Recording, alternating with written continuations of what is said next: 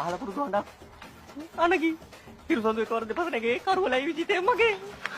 ඔයා මොකද මෙතන කරන්නේ? රන්මැණික මාව බදාගෙන හිටියා. මං නිරුපද්‍රිතව හිටියා. දනු නාගේකම ලව් එක. මෙයා වගේකම ලව් එක කියන්නේ ඒක ඇත්තද කියන්න? මේකට නම් මෙයා මගේ එක ලව් එකක් විතරයි. ඔයත් මගේ ලව් එකක්. මං ඔයාලා දෙන්නටම ආදරෙයි. මේ මොනවාද ඔයා මේ කියන්නේ? මගේ ලව් එකක්. මං ඔයාලා දෙන්නටම ආදරෙයි.